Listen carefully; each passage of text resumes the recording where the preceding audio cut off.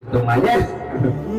Jadi oleh karenanya satu-satunya manusia yang batasan orangnya tidak dibatas adalah suami dan istri. Makanya kenapa ketika Nabi Adam dikeluarkan, beliau dengan Siti Hawa tidak protes apa-apa karena sebuah pelanggaran yang dilakukan olehnya. Berbeda dengan iblis. Iblis mah begitu turun ke muka bumi ini banyak nawar sama Allah. Ya Allah, boleh aku pindah dari surga ini ke dunia, tapi aku mohon izin kepadamu, aku akan senantiasa menggoda dan menggelincirkan manusia hingga ila yaumil kiamah, sampai hari kiamat. Apa kata Allah? Silahkan iblis, kau goda anak cucu Nabi Adam, tapi aku jamin orang-orang yang ikhlas tidak akan pernah tergelincir dengan itu daya.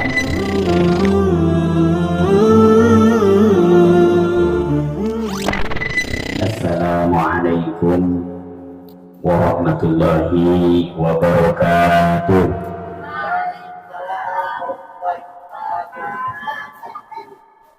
Kurang semangat ya. Apakah ini tanda sudah masuk malam? Saya ulangi lagi, mudah-mudahan yang menjawab salam senantiasa disehatkan, dimudahkan, diberkahkan, dan dilunaskan hutangnya. Rada beda ya, babu hutang mah kenceng. Mudah-mudahan ya. Assalamualaikum warahmatullahi wabarakatuh.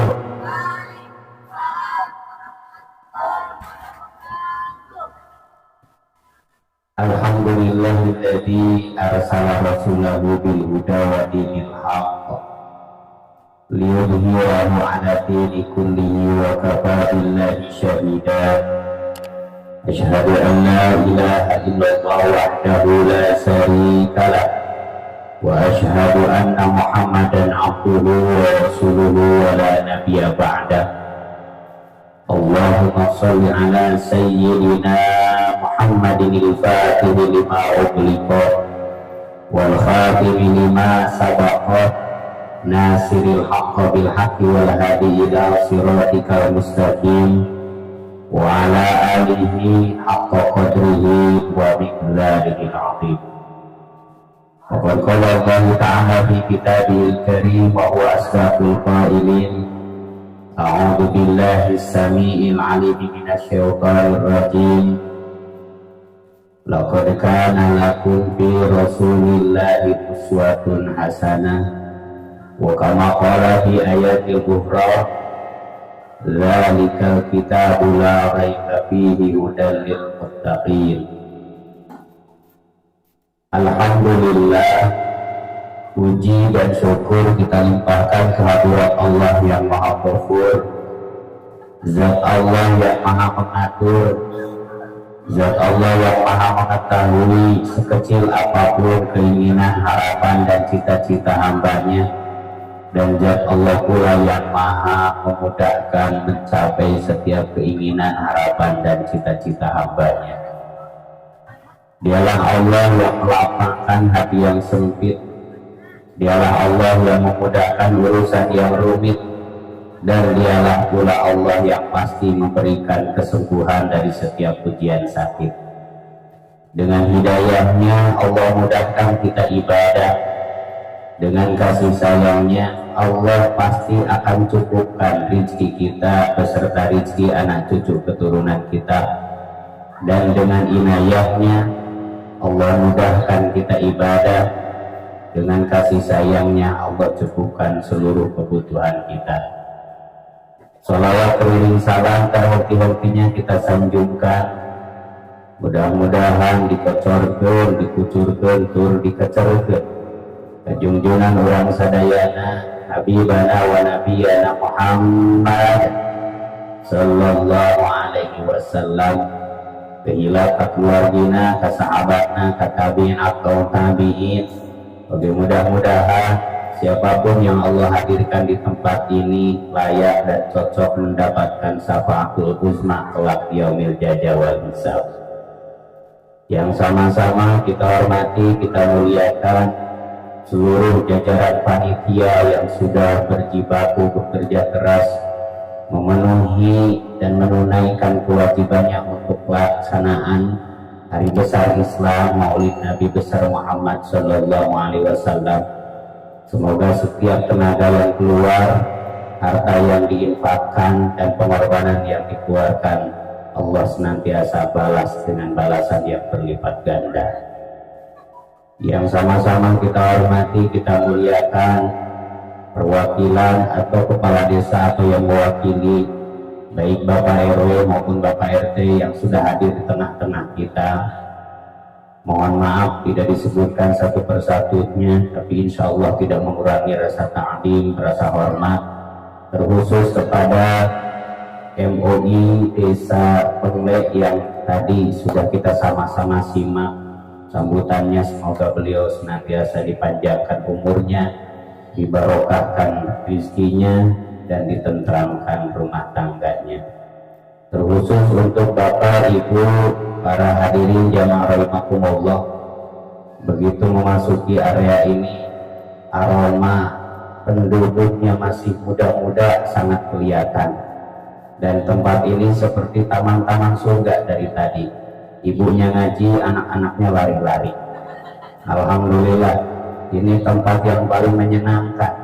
Dan kalau ada anak-anak lari-lari di tempat pengajian, tidak usah ditegur, biarkan dia betah di tempat pengajian daripada dia betah di tempat PlayStation.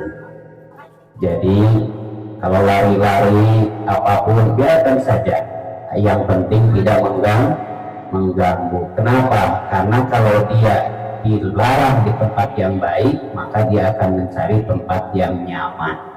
Kadang-kadang tempat yang nyaman itu justru malah membahayakan bagi mereka. Ustaz, kemana lamun ayah anak saya dibawa ke masjid lari-lari? Jangan ditegur, cukup dipahamkan oleh ayahnya.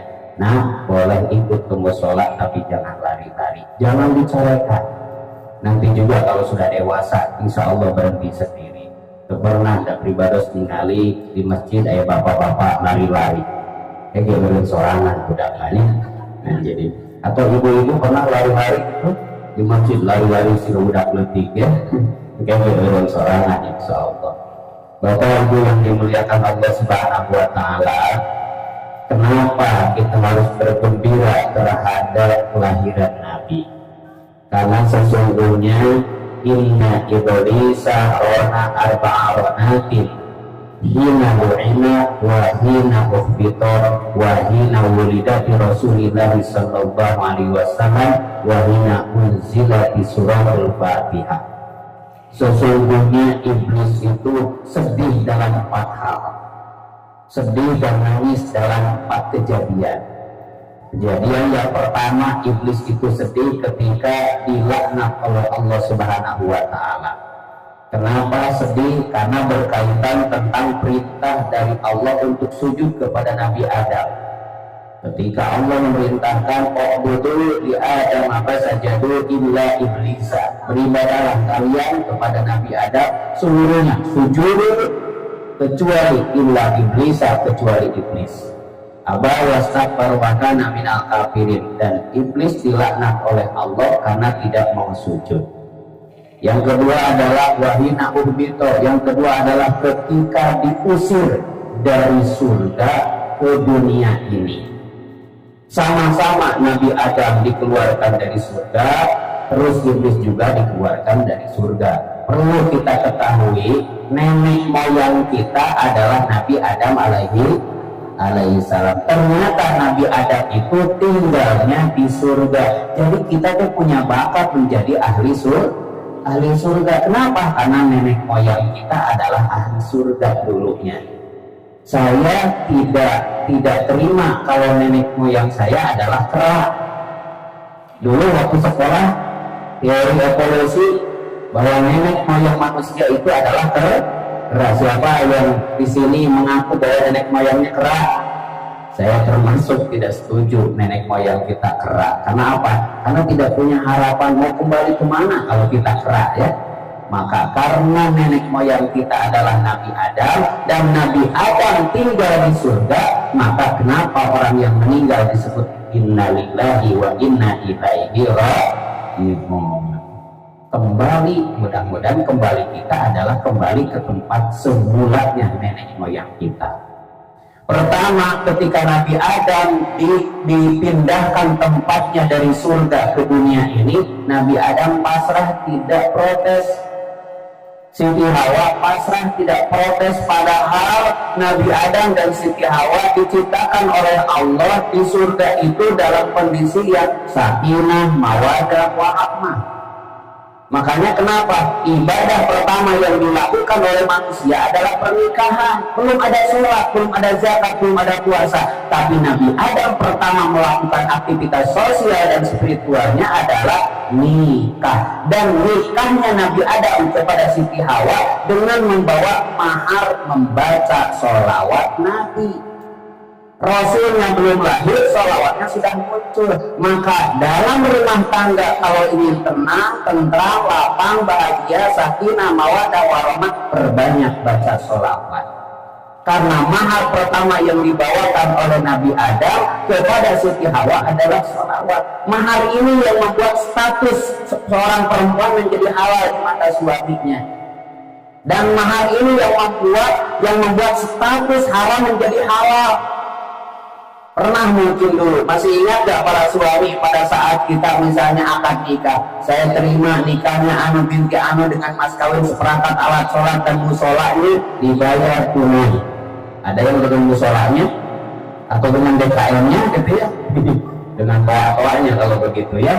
Pada saat sudah dikatakan dibayar tunai, maka mahar ini menjadi jalan kehalalan dari seorang perempuan. Karena halal berbeda dengan nasab kepada seorang ibu. Ibu kepada anaknya masih ada batasan auratnya. Anak kepada ibunya sama, kepada adiknya sama, kepada kakeknya sama, kepada pamannya sama. Berbeda ketika seorang perempuan di hadapan suaminya, dia adalah mahram ajnabi. Artinya apa? Mahram ajnabi itu orang lain yang gara-gara pernikahannya dia menjadi halal. Makanya perempuan atau seorang istri di depan suami tidak ada batasan aurat. Paham? Kalau kita di hadapan ibu ada batasan auratnya, kita di hadapan ayah ada batasan auratnya, di hadapan mertua ada batasan auratnya, di hadapan suami, di hadapan istri tidak ada batasan auratnya. Terdosa dengan orang pemajikan mah dulu usah rambut, jeung potong-potong kahana saupal dampal jeung dorong-doronganana itu tidak haram. Makanya satu-satunya manusia yang layak dan pantas kelak untuk memandikan jenazahnya adalah kalau dia yang meninggal suami, maka pantasnya yang memandikan itu adalah istri. Kalau yang meninggal istri, maka yang pantas memandikannya adalah suami. Makanya ngaji supaya bisa memandikan jenazah pasangan kita.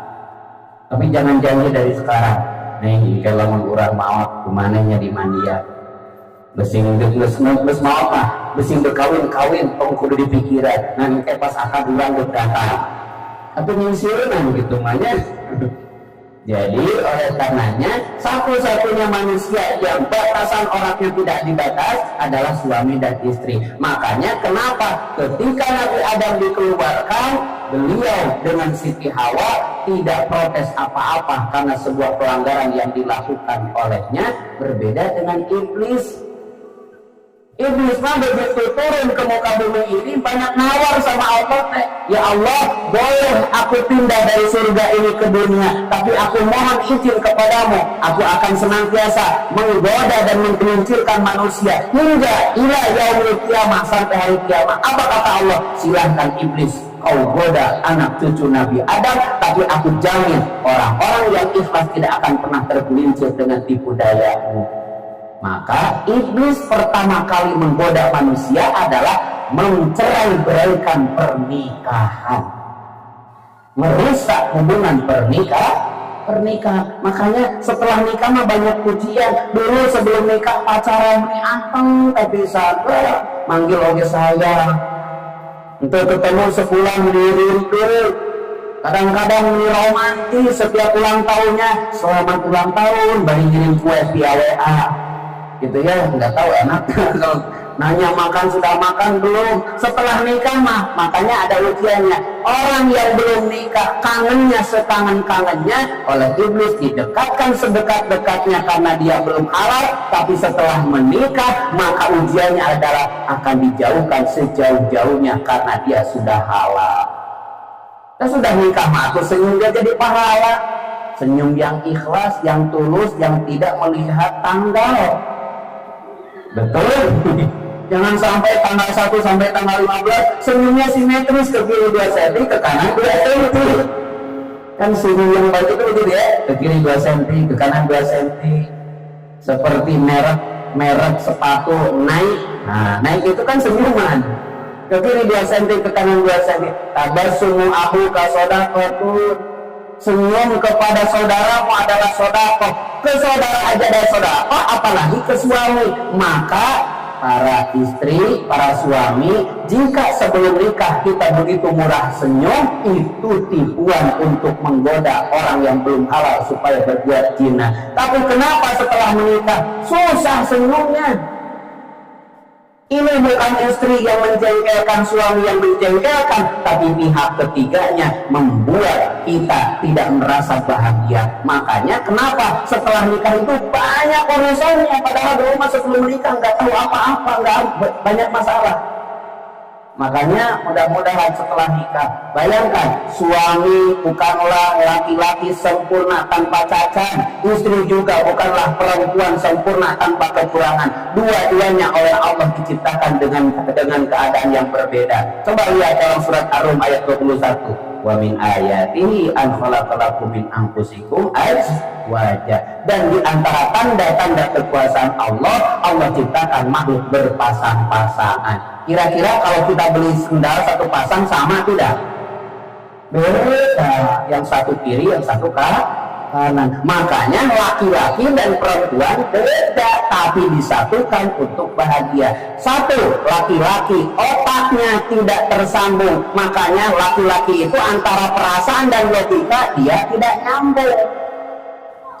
Laki-laki tidak mudah sakit hati, laki-laki tidak mudah tersinggung, laki-laki tidak mudah dengan hal-hal yang kecil-kecil. Berbeda dengan perempuan. Perempuan itu mudah tersinggung, dan ahli sejarah disebut jelek aja dia bisa sakit hati 10 tahun.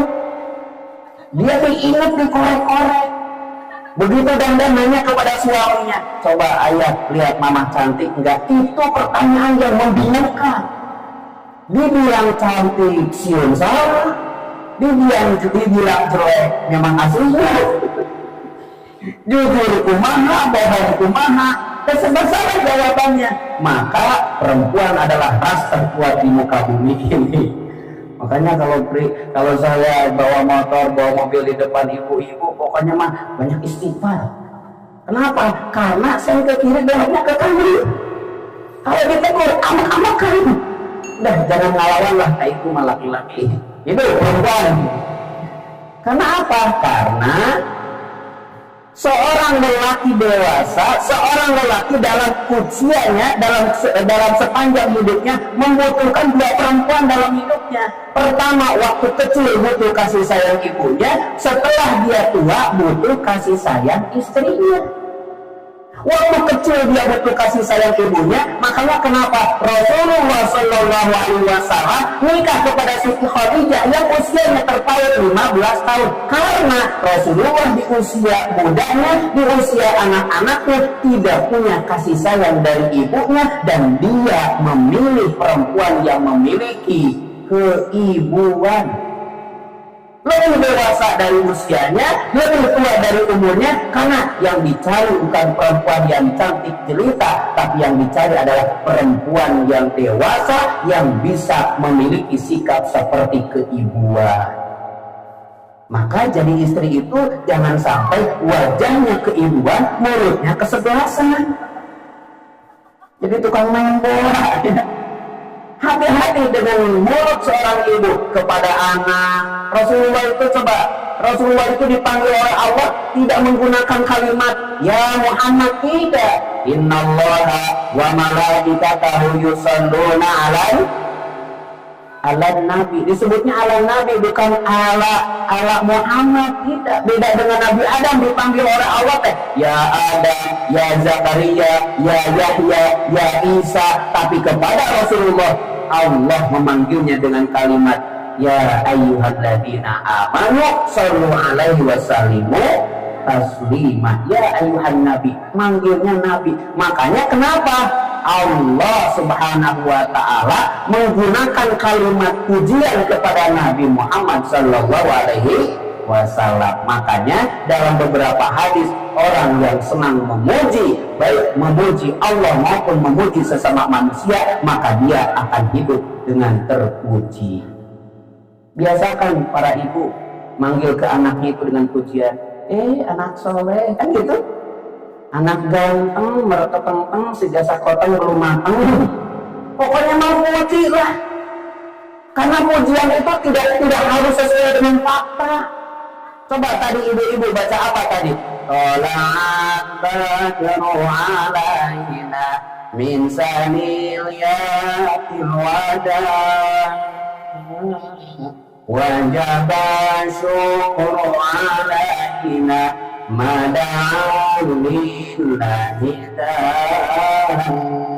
ini kalimat ini adalah kalimat ketika Rasulullah datang dari kota Mekah menuju ke Madinah, disambut oleh sahabat Ansor menggunakan rebana tola'al badru alaina. Kalau diterjemahkan, telah terbit cahaya bulan di tengah kami. Makanya marhaban ya marhaban. Apa kalimat berikutnya? Ya nurul.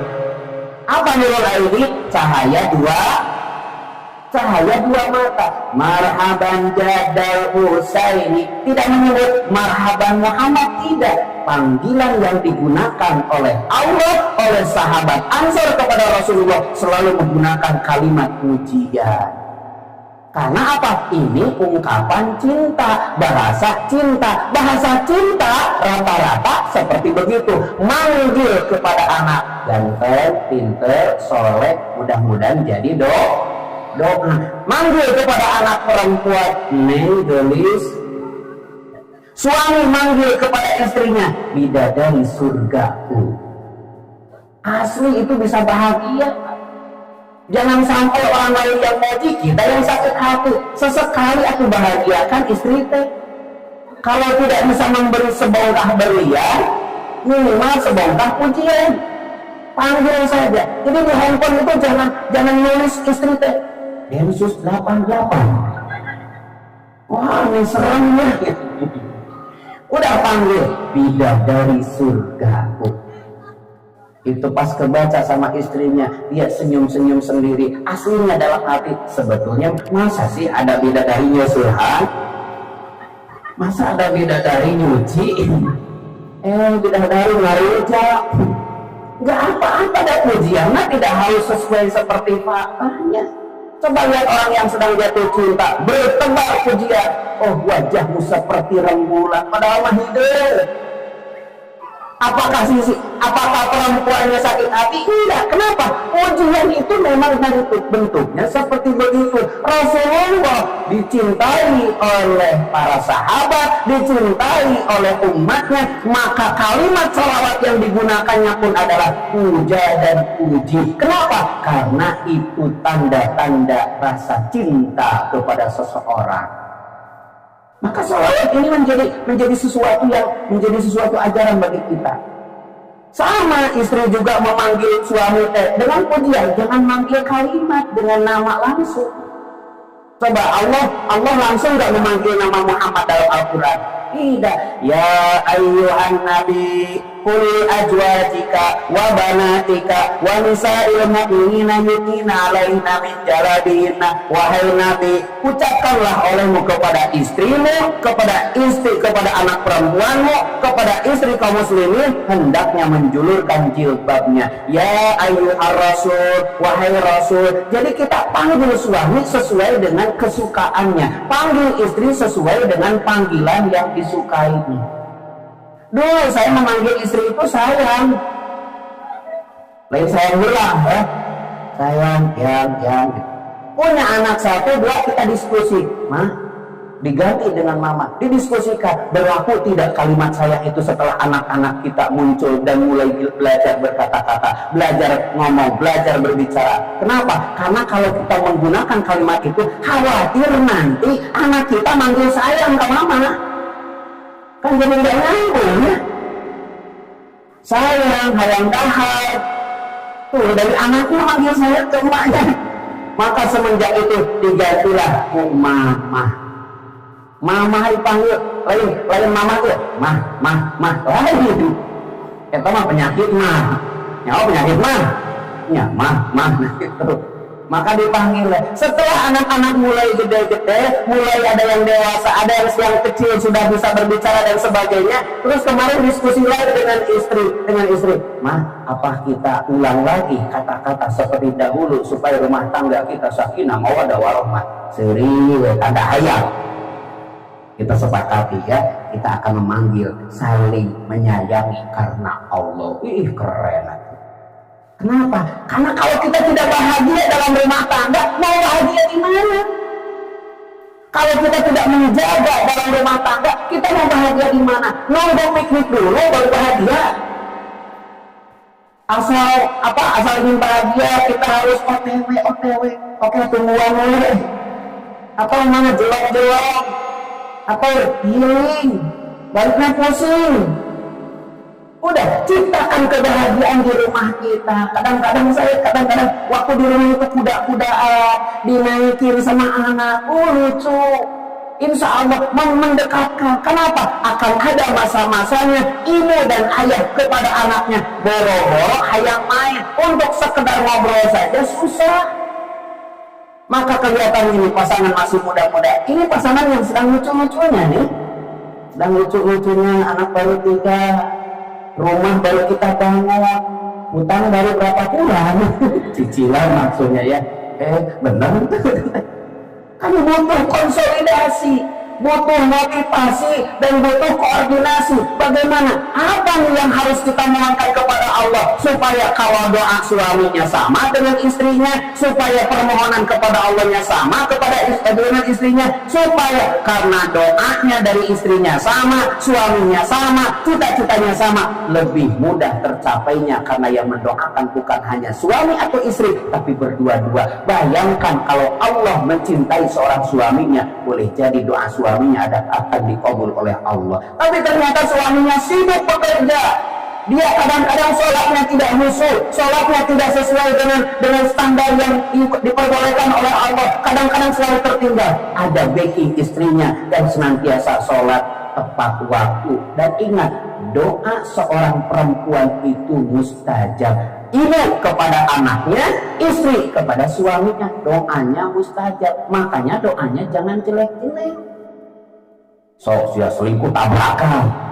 Karena niat udah hujar janda, kalau tabrak, terus tabrak makan kurang anu ngurusnya.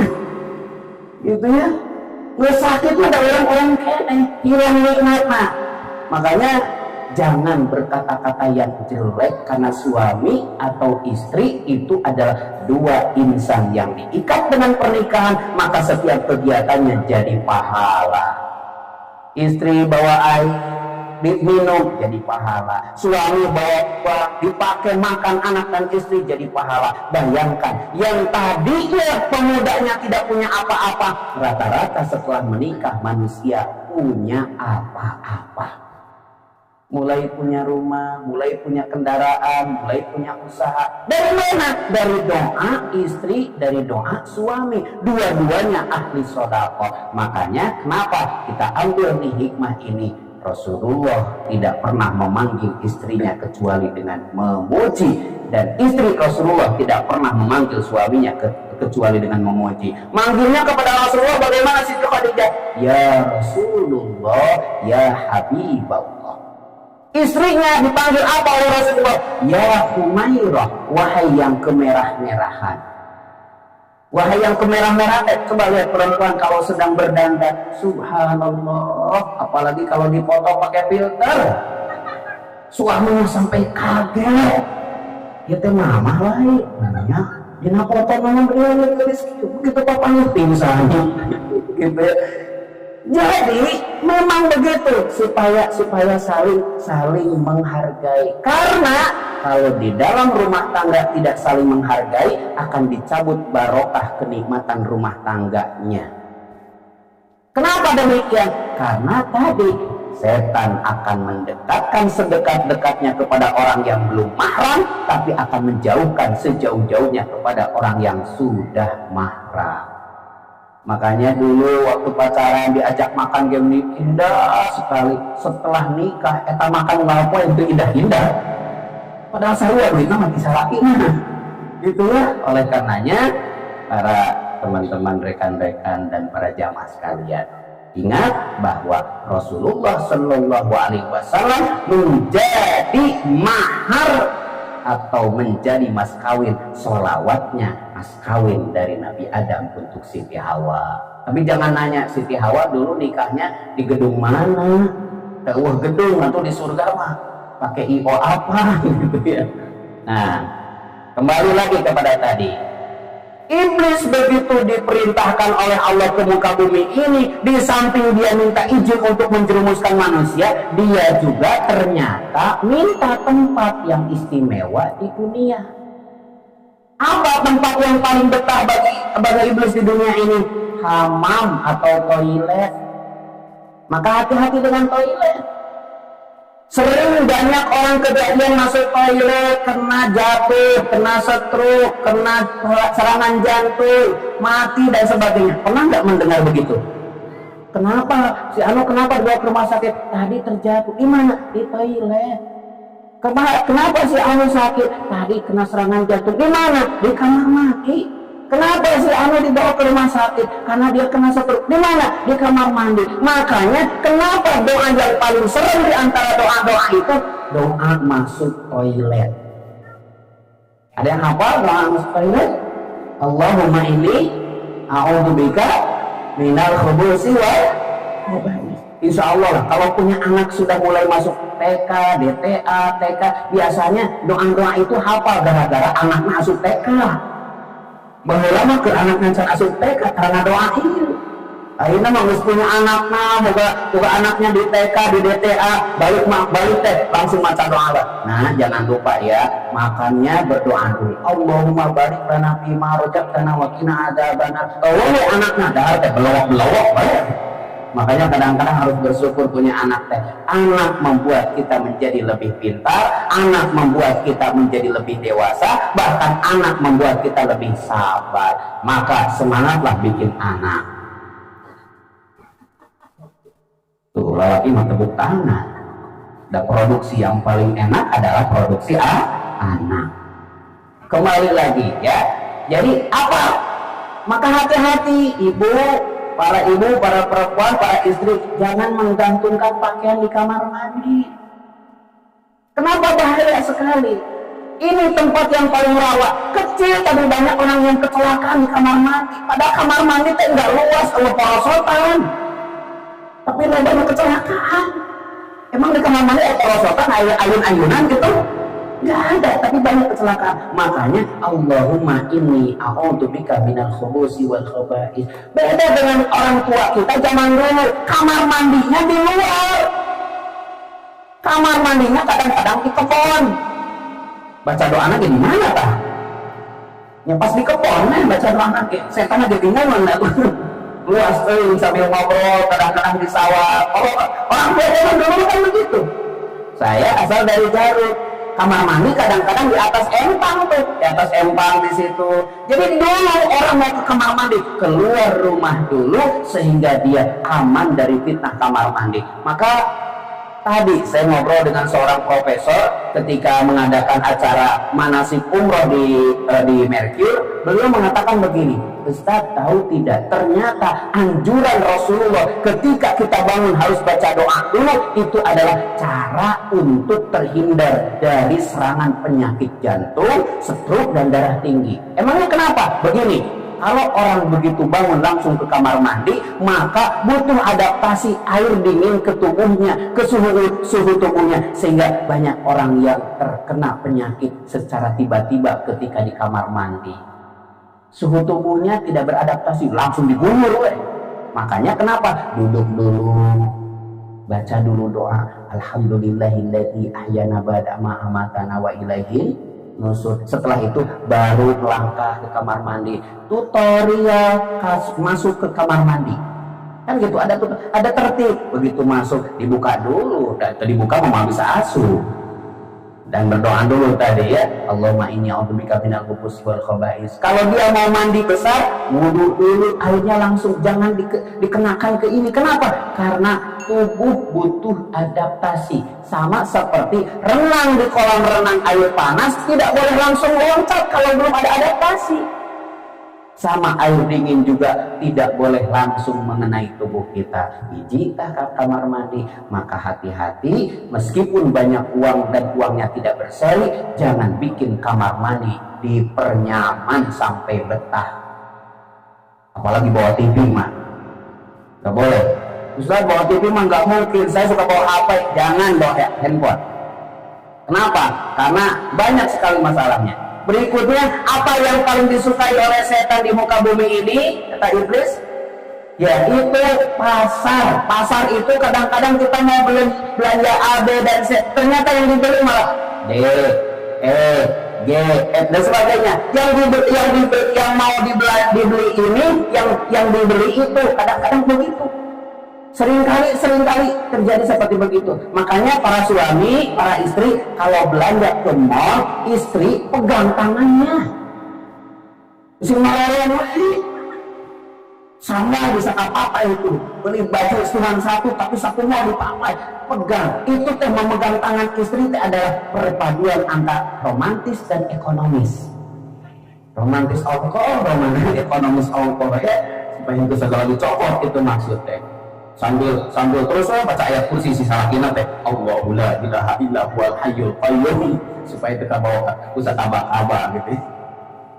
Pasar, makanya banyak terjadi transaksi batil di pasar teh, berbohong, mengurangi timbangan, penipuan dan sebagainya. Kalau bukan penghuni pasar dan tidak berusaha di pasar, maka kita seperlunya saja. Beli apa langsung. Makanya suami mah rata-rata kalau beli ke mall tek selesai balik. Tapi beda kalau istri, dipapai kabehanana, diputer seluruhnya. Kalau ada 10 lantai kabehanana dicobaan gitu ya. Makanya berikutnya adalah kuburan. Karawang termasuk kabupaten yang memiliki kuburan termewah di Asia Tenggara. Paling murah satu kaplingnya 55 juta. Paling murah. Itu ukuran kurang lebih sekitar 3 kali 4 meter.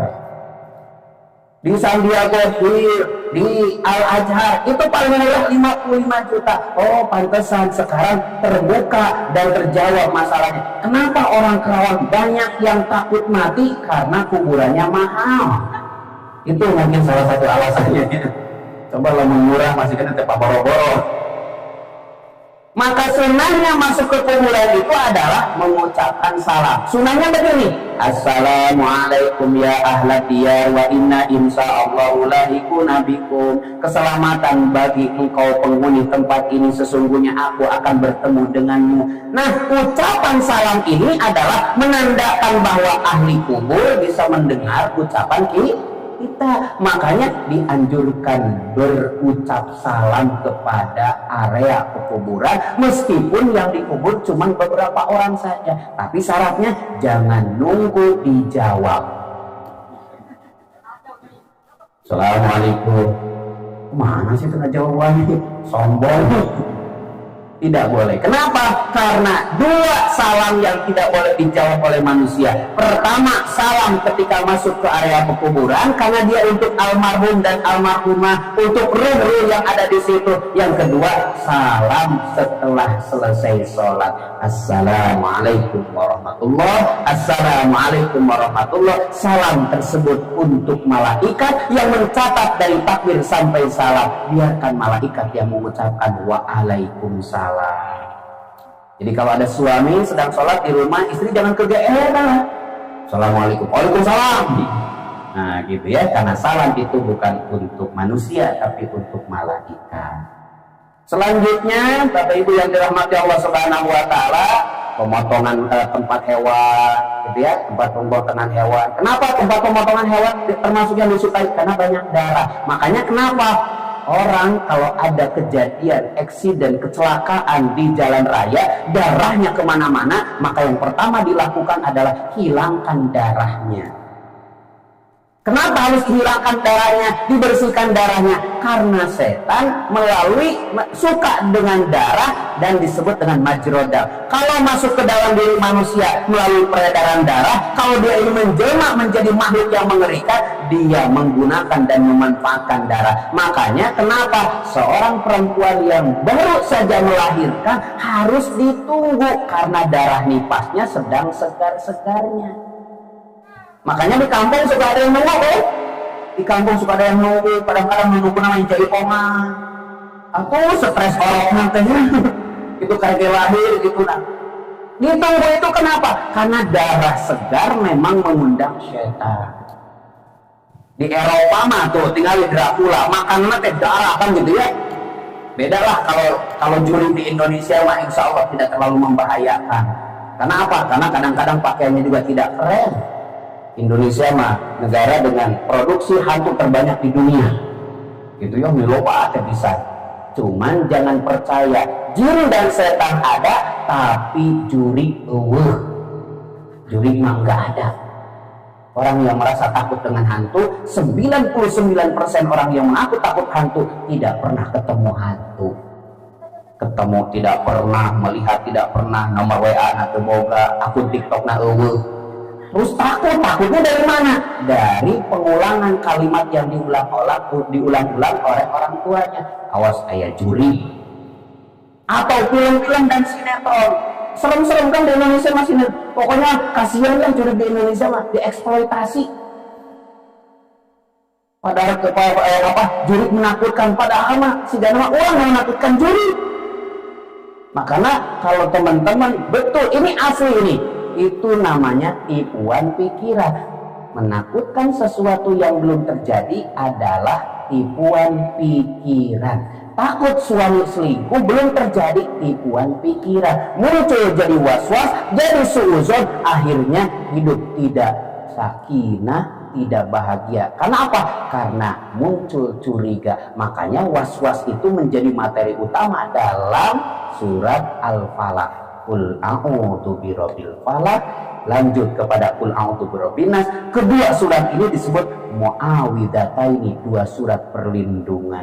Sering-sering baca itu supaya kita tidak banyak curiga. Karena bahaya. Kenapa bahayanya? Ini inda dzanni kulli abdi bi, aku tergantung prasangka hambaku. Prasangkanya jelek, maka yang terjadi adalah jelek. Ini disebut dengan the power negative feeling. Kalau perempuan memikirkan suaminya selingkuh, boleh jadi walaupun tidak kenyataannya, dia akan mengarah kepada pikiran yang terjadi pada pikiran perempuan. Sama seperti kita bawa motor, dalam hati kita nabrak, biasanya nabrak. Betul tidak? Jatuh biasanya jatuh. Kurang begahutan kata tangga, era dipapangi cari baik, malah saangkot. Oh, geningan. Itu namanya tipuan pikiran, disebut dengan the power negative feeling. Diubah dengan apa? Diubah dengan positive feeling. Bagaimana positive feeling? Sehabis sholat subuh membayangkan rumahnya luas, anaknya cerdas, hidupnya bahagia, dan rezeki datang dari arah yang tidak disangka-sangka. Ambil nafas, keluarkan melalui hidung, ucapkan kalimat Alhamdulillah ya Allah, terima kasih Engkau telah karuniakan rumah tangga yang lengkap. Bahagia dulu. Karena bahagia itu berbanding lurus dengan syukur. Makin banyak syukur, makin banyak bahagia. Maka ketika pagi hari, kenapa doa yang pertama kalimatnya adalah Alhamdulillahilladzi ahyana ba'da ma amatana wa ilaihi nusyur? Karena itu ada ungkapan bahagia kepada Allah. Makanya hati-hati dengan negatif feeling. Bahasa Arabnya apa? Su'uzon, buruk sangka. Ini disebutkan dalam hadis kursi. Ini inda dzanni kulli abdi bi, aku tergantung prasangka hambaku. Boleh kita curiga, tapi kalau fakta-faktanya sudah ada. Contoh misalnya, ayam maling kaima geus muka koncu. Cek Ustad ulah suudon, eta mah lain maling. Eta mah dek silaturahmi meureunna. Di muka kota asup geus pura asup dek nyokot TV. Eta mah dek nonton bola meureunna di imah urang. Eta mah lain dek nonton bola. Maling oke bener. Dan jelas, maka kadang-kadang kalau memang sudah kelihatan ada fakta, ada bukti, baru kita tabayun, tapi jangan curiga dulu. Maka Bapak Ibu para pengantin barunya, kita mah pengantin barinya, ya, sama-sama pengantin. Mudah-mudahan kita ambil adopsi dari ibadah pertama yang dilakukan oleh manusia di surga adalah menikah, yaitu Siti Hawa dengan Adam alaihi salam. Kembali lagi kepada tadi kisah yang tadi. Setelah kejadian itu, maka kesedihan yang kedua dari iblis itu adalah kesedihan yang ketiga adalah hina wulidati Rasulillah sallallahu alaihi wasallam, ketika dilahirkannya Rasulullah sallallahu alaihi wasallam. Makanya kita bergembira nih dengan adanya maulidnya ini. Gitu ya, tadi ibu-ibu, subhanallah itu tadi ngobrol dengan bapak-bapak di sini. Ini perumahan belum 2 tahun, baru 1 tahun katanya. Penghuninya sudah kompak, ada pengajian seperti ini prestasi. Kenapa? Karena para pendatang yang latar belakangnya berbeda, keluarganya berbeda, budayanya berbeda, disatukan karena sebuah takdir di tempat ini, bisa menyatu, bisa terkoordinasi seperti ini prestasi. Mudah-mudahan ini kita wariskan kepada anak keturunan kita. Amin ya rabbal alamin. Meski belum ada masjid, maka ciptakanlah, hadirkanlah suasana tempat ibadah. Anak-anak senang dengan pengajian, ibu-ibu senang dengan pengajian, bapak-bapaknya senang dengan pengajian. Ini sudah termasuk sukses. Usia masih muda-muda, tapi hidup rukun seperti orang tua. Amin ya rabbal alamin. Mudah-mudahan keluarganya sakinah. Apa sakinah teh? Tentram. Lain sakil gengunang, gitu ya, tapi tentram. Nah, ternyata iblis itu ketika Rasulullah lahir, iblis sedih. Kalau iblis sedih berarti kita mah gembira. Makanya sering-sering kita baca sholawat.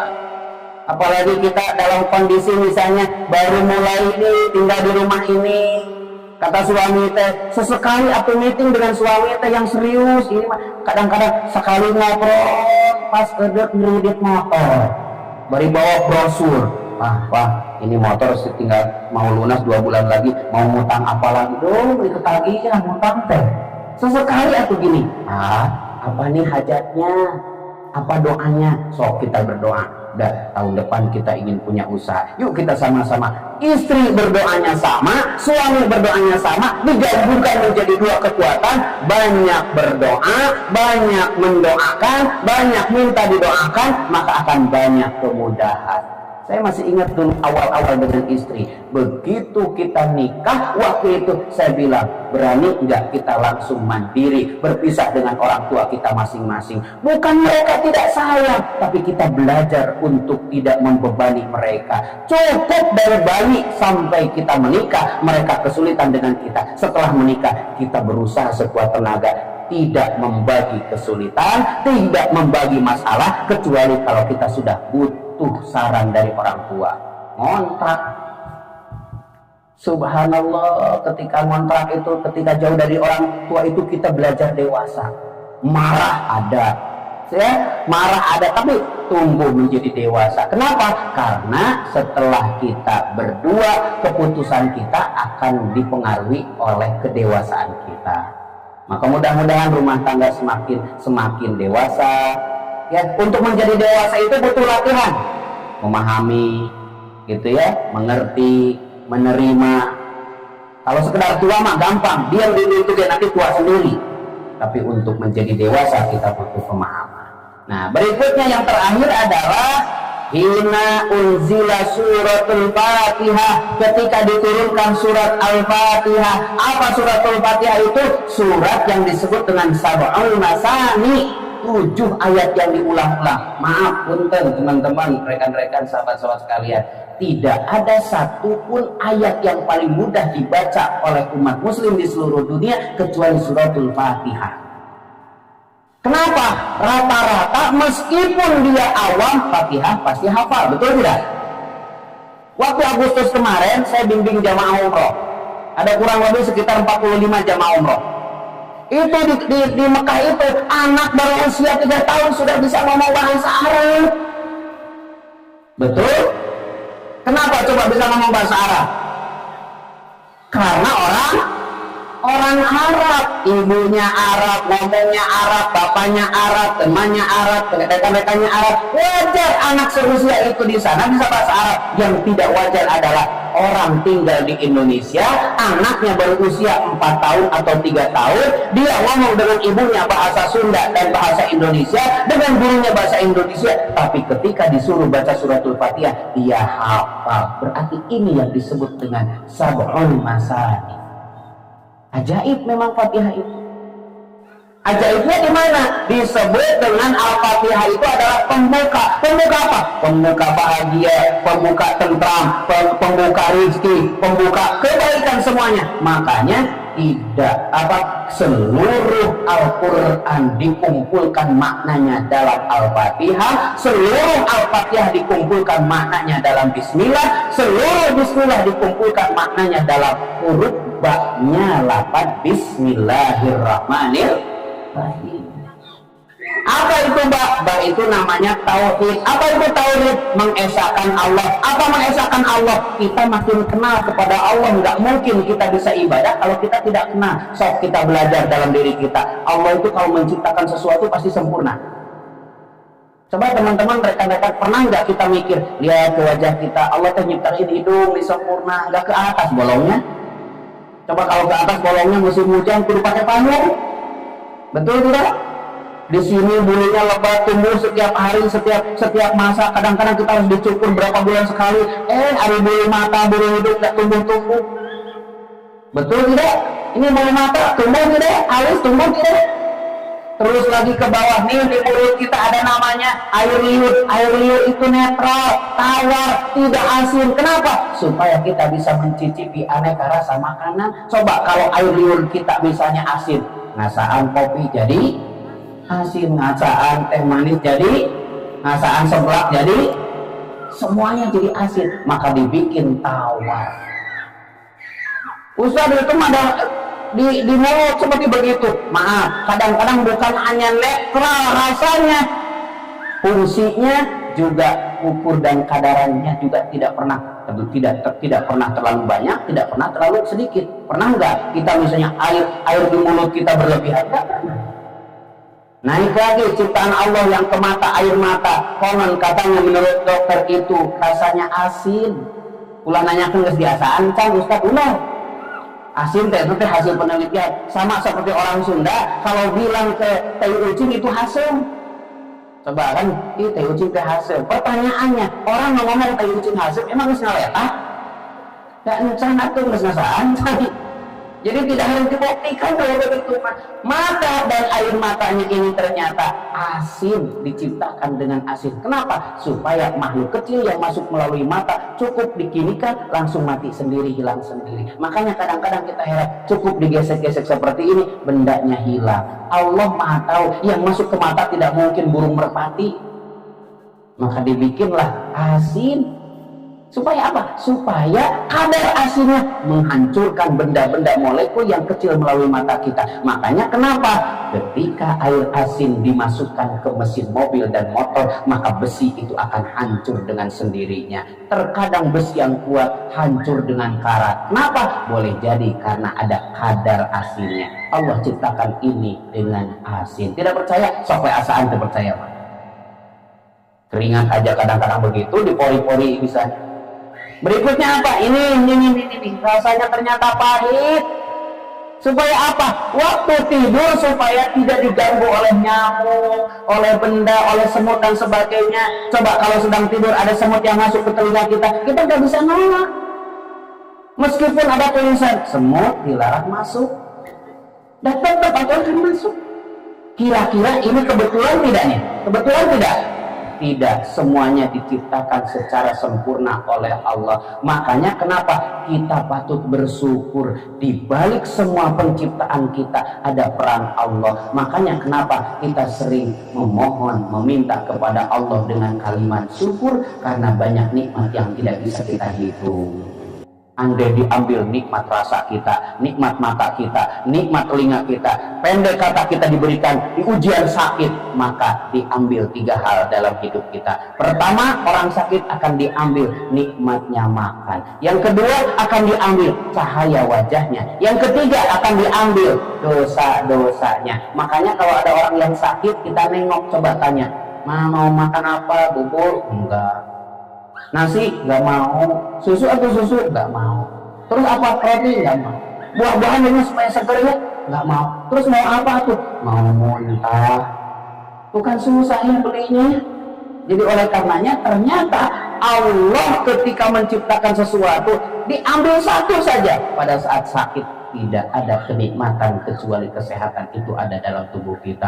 Uang di mana-mana, harta tidak terhitung, bahkan di mana-mana kekayaannya. Jika nikmat sehatnya diambil oleh Allah, maka kita akan kehilangan nikmatnya, fasilitas yang Allah berikan. Hadirin jamaah rahimakumullah, itu baknya adalah baknya tauhidullah. Makanya baknya itu titiknya di luar itu seperti kunci, karena kunci rata-rata lebih kecil daripada pintunya. Pernah melihat gak pintunya lebih kecil daripada kuncinya? Tidak mungkin. Urusan kita banyak tapi bisa selesai dengan kunci, yaitu tadi bismillah. Baknya tauhid. Yang kedua, sinnya apa? Sinnya itu Rasulullah, atiullah wa ati Rasul. Makanya tadi baca sholawat ya. Sholawatnya begini bunyinya. Salatullah salamullah ala Rasulillah. Salamullah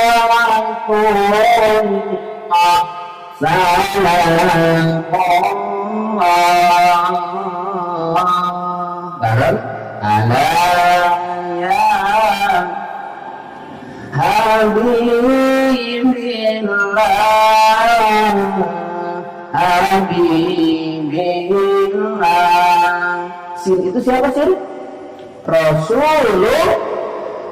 Sin itu Rasulullah Muhammad bin Abdullah. Makanya Yasin wal Qur'anil Hakim. Yasin itu di bawahnya nggak ada terjemahan apa-apa karena nama Rasulullah. Toha nama Rasulullah, Yasin nama Rasulullah, Muhammad nama Rasulullah. Maka kenapa sebagian umat muslim malam Jumat bacanya surat Yasin wal Qur'anil Hakim innaka laminal mursalin ala siratim mustaqim. Ayat 1 sampai ayat 9 menjelaskan tentang Rasulullah sallallahu alaihi wasallam. Baik, saya terjemahkan sedikit. Yasin tidak ada terjemahan karena ini adalah nama Muhammad bin Abdullah. Makanya salatullah salamullah ala Yasin. Yasin itu Rasulullah. Terus wal Qur'anil Hakim, Quran yang menjadi sumber hukum. Innaka sesungguhnya engkau Muhammad laminal mursalin, orang yang diutus untuk apa? Ala siratim mustaqim, untuk menunjukkan jalan yang lurus. Maka teman-teman para jamaah di sini nih, walaupun kita tidak berniat menghafal surat Yasin, tapi kalau kita sering baca surat Yasin, diam-diam kita hafal.